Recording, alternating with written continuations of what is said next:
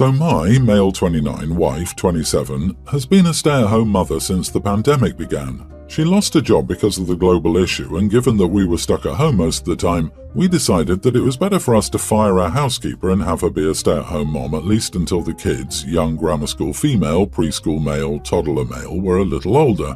And mostly it's been fine. We split chores, about 40% me, 60% her. She does most of the daily household work and I take over when I get home, except on weekends when we either work together or one of us relaxes.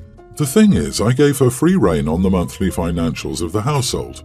We thought she spent most of the time buying things for the family. She'd know best what to buy, how and when, and it would be a waste of time to discuss every purchase or financial decision. And that was fine as well until about 4 months ago when I noticed some discrepancies. I began noticing a bunch of $49.99 or $99.99 purchases. Initially, I didn't pay them any mind, but over time there were more and more. So eventually I did a little digging, checked who the purchases were made to, and tracked how often. Looked at what my wife does in her free time. Long story short, over just the last 2 months she spent about $10,000 on gotcha games. Look, I'm not ridiculous. I understand people have hobbies that can require expensive purchases. I spend $200 on video games every month. But $10,000 in 2 months on gotcha games? Games specifically designed to keep you paying and paying. I consider it a real problem. So I confronted her. I told her that I'm not giving her a blank check anymore, not unless she seeks professional help. I told her that I called our old housekeeper and she'll start working with us again this month to help her with the kids. She said that it's not that big of a deal because we can afford it. I told her yes, we can afford it for now, but it's a dangerous game she's playing and she needs help. I told her the housekeeper would have to approve the financial decisions in the household together with her. Then she called me an idiot and said that I was financially controlling her because I was the only source of income in the household. Am I the idiot for not giving my stay-at-home wife any more money until she seeks help? $10,000 in 2 months. Impressive. Not the idiot. This isn't about being financially controlling, it's being responsible with money.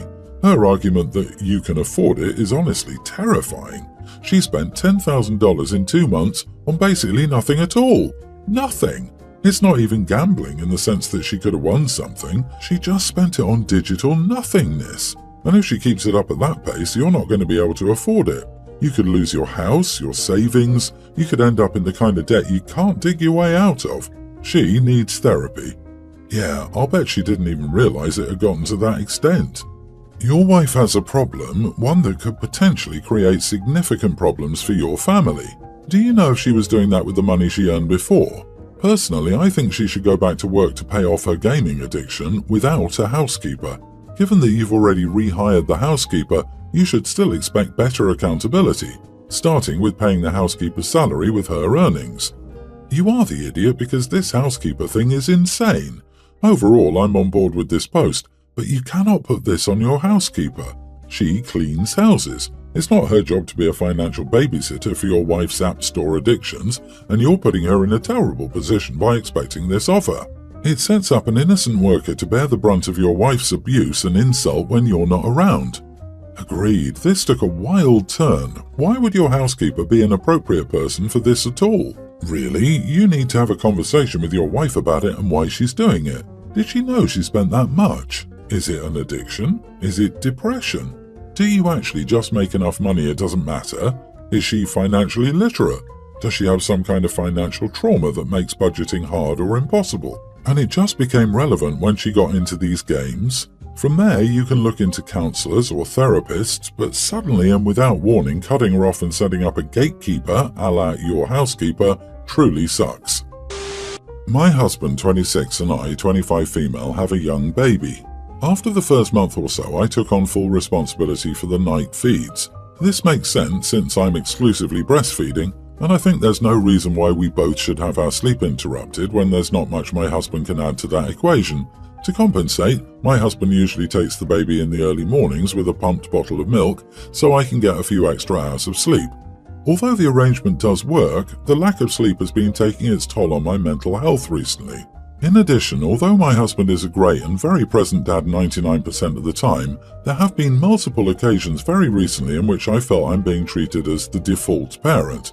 He's agreed that he needs to be more considerate about automatically assuming that I will take care of the baby if he wants or needs to do something else. This morning I was particularly exhausted after a difficult night and told my husband I was at my limit and needed a serious break for a few hours. He said no problem. However, about half an hour later, he told me he was going to the gym with his friends and would be back in a few hours. I immediately got very upset and said I couldn't believe he was saying this after the conversations we just had.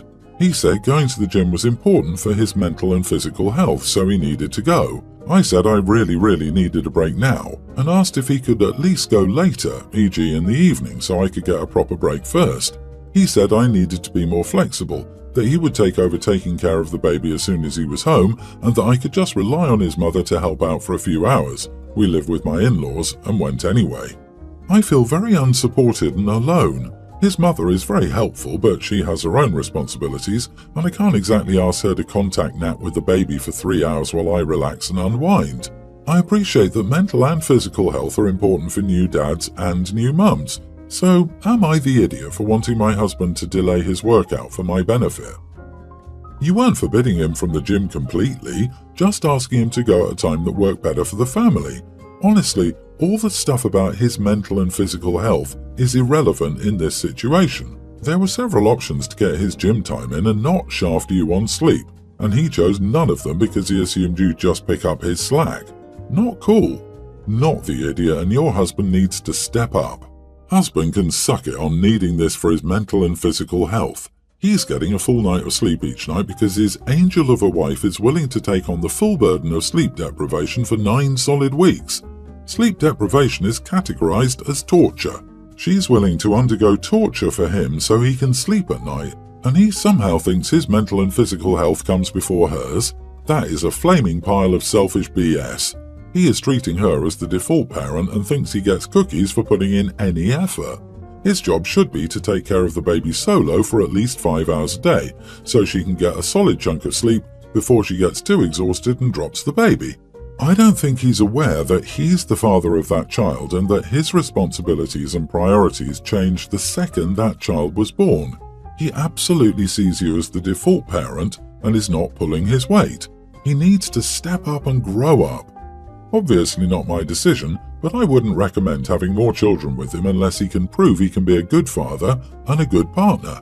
Until that, you're a married single mother, love.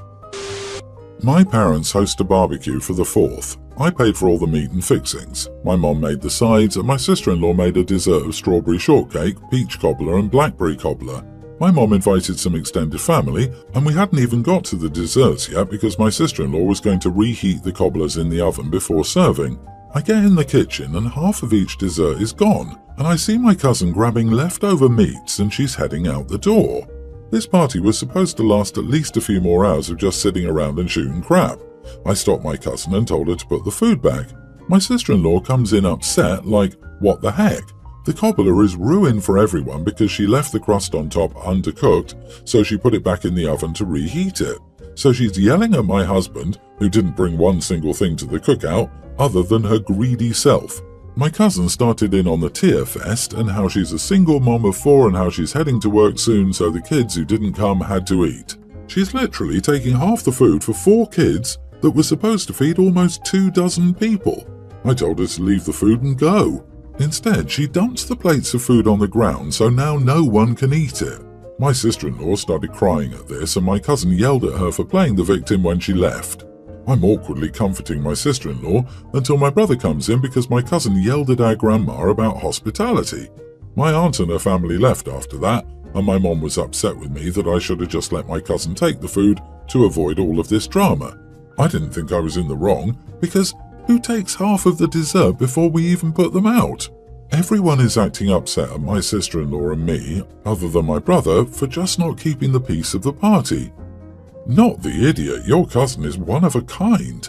Her entitlement is staggering. Her greed is astonishing. She needs to be scolded for her rudeness and greed, not coddled. Nor everyone giving in to her shenanigans to keep the peace, as she's the one who disturbed it. Hope you cut her off and her flying monkey.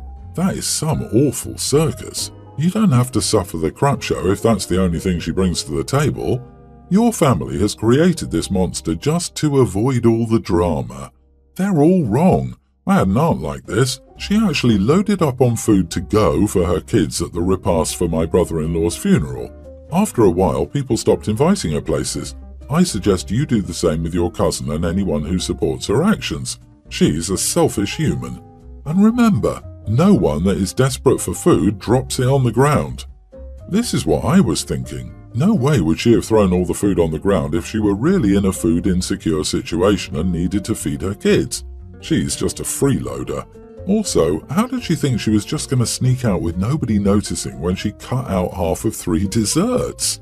But family, be the bigger person. Keep the peace. You did the right thing. Your cousin caused the drama by stealing the food and ruining sister-in-law's desserts. Frankly, you should send her a bill and tell her she can either pay it privately or in small claims court. I get it that Mom doesn't want to lose her sister, but really, who can tolerate such petulant behaviour? My parents have been divorced since I, a teen male, was a baby. The divorce was pretty high conflict and they've never been the kind of people who stayed in each other's lives outside of me. I've been repeatedly told there was no cheating, but my mom has admitted to me in recent years that she didn't like how my dad treated her at the end of their marriage. But she said that didn't mean it needed to come between me and him. It just meant she would never be able to be friends with him or form a makeshift wider family with all of us. My dad got married for the second time when I was like 5. He and his wife have had an awkward relationship. They are sort of open, but in the past were also kinda on and off. So they've had kids with other people and each other for the last 11 years.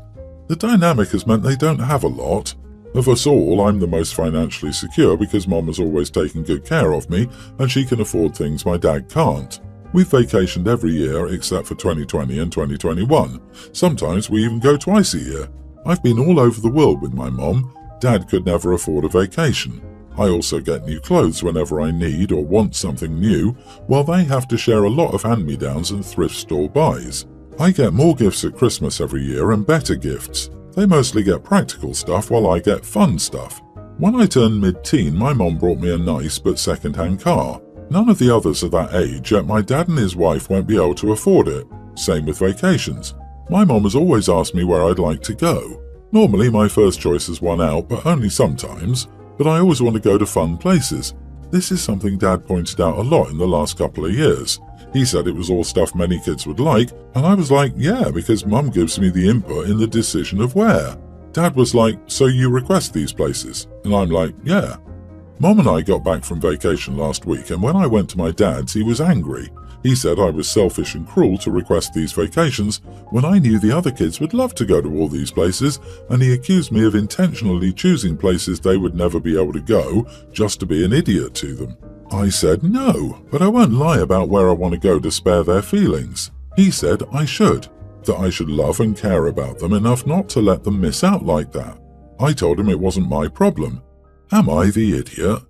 Edit, my dad also has 5 bio kids, that we know of. That includes me. His wife had 2 when they first met. She had 2 with him and like 3 or 4 others. Wait, so she has 7 or 8 kids, and he has 4 besides you? Yeah, they ain't going on vacation anytime soon, especially not on your mom's dime. OP, not the idiot. Enjoy the places you want to go. Building memories with your mom is an amazing opportunity you should cherish. I hope you guys continue doing fun things together. Dad can learn to deal with it. Ugh, haven't they heard of birth control? Poor finances are an excellent reason to limit the number of children that you bring into the world. That's his own problem. If he has that many different kids from within his marriage and outside of it, he should have been better prepared to be able to pay for them. It's not your responsibility to actively do something about his inability to do fun things with his kids, or to put off your ability to do things that you want. I'm not sure how old your siblings are or what your relationship with them is like, but at the end of the day, it's your mother footing the bill, not your dad. Honestly, OP's dad sounds quite petty and jealous of what the mom provides for their son. He's trying to badger his son into either not talking about those places because his brood notices he can't provide the same, or not going to them so he can be just as miserable as the rest of the children, because dad seems to have very little self-control. My 31 male oldest kid is my wife's biological son that I adopted. Last year, his school recommended he be assessed for a neurological disability. The process of finding a specialist that our insurance will work with has taken a long time. This specialist wants a lot of medical background information on our son. My wife only has her medical background information, which she provided. The specialist said this wasn't sufficient. I found her ex on Facebook and messaged him to ask for his family's medical history. I explained why. He immediately blocked me. I found his sister on Facebook after that and sent a similar request. She said she would get me the information. We exchanged emails about this. I got an email from the guy telling me to stay away from him and his family or he'll sue me. I told the guy I was just trying to find the information I needed, and if he wasn't willing to help me, I would explore other avenues. He called me an entitled idiot and said I had no right to his personal information. He said scum like me is the lowest of the low. I have, however, continued to email his sister despite his objections. Am I the idiot here? Sure, it's his personal information, but it's my son's personal information too, and he needs it. Could I actually be in the wrong? Not the idiot. Your wife should have handled it, but you're not an idiot for doing right by your child. X is not obligated to provide anything. I'm curious about the specialist. Have they never heard of adoption before? What do they mean by insufficient? Not everyone has access to both biological parents' family medical background. I find it hard to believe they wouldn't complete the testing because bio-dad is an idiot. I would agree with this if the child were his stepson, but he's OP's adopted son, and OP and Mom are equally responsible for and entitled to information about the son. Of course, the specialist knows about adoption, but when you may have a heritable condition, it greatly impacts what they test for and what they can rule out. They don't refuse to run tests if you don't have your full background. It's more difficult, and often more expensive, to make diagnoses with less information available. LOL, that guy is a disgrace, refusing to provide medical history that could help his child. He abandoned his child as a newborn and now calls you the lowest of the low for asking for medical info. Sounds like a real winner. I'm not sure why so many people don't get why your wife doesn't want to talk to this man. It's pretty obvious to me. Thank you for stepping up for your kid. You're awesome.